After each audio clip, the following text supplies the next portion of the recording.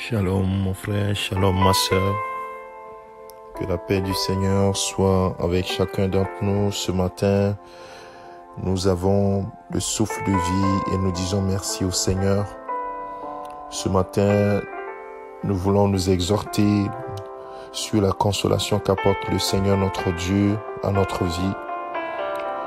Le Seigneur est ta consolation. Le Seigneur seul peut t'apporter la consolation dont tu as besoin.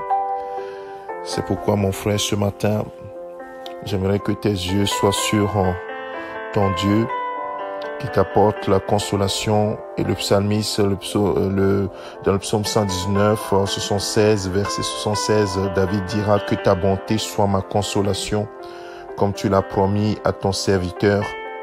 Oui, seul le Seigneur peut nous apporter la consolation. C'est pour cela que ce matin, nous voulons, comme l'apôtre Paul l'a dit au peuple de Dieu qui était à Corinthe, béni soit Dieu, le Père de notre Seigneur Jésus-Christ, le Père des miséricordes et le Dieu de toute consolation, qui nous console dans toutes nos afflictions, afin que par la consolation dont nous avons l'objet de la part de Dieu, nous puissions consoler ceux qui se trouvent dans quelque affliction. Bien-aimé de Dieu, le Seigneur veut véritablement consoler son peuple.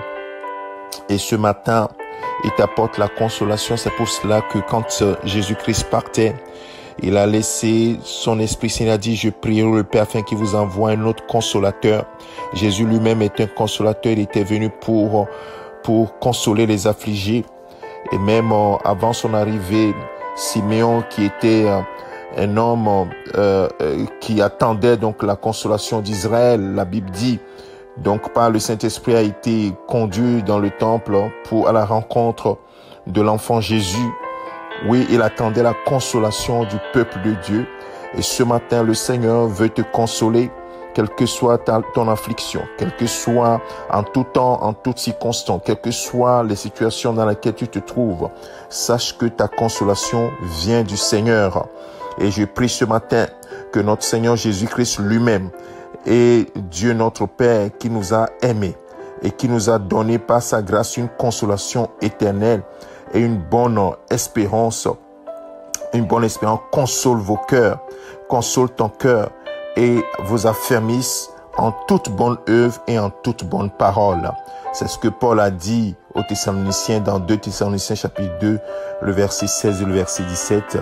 C'est ma prière pour chacun d'entre nous ce matin, que le Seigneur, notre Dieu, vous console en tout temps, en toutes circonstances. Que sa paix soit avec chacun d'entre nous. Au nom de Jésus-Christ. C'est ton serviteur, le pasteur Alexandre. Amen.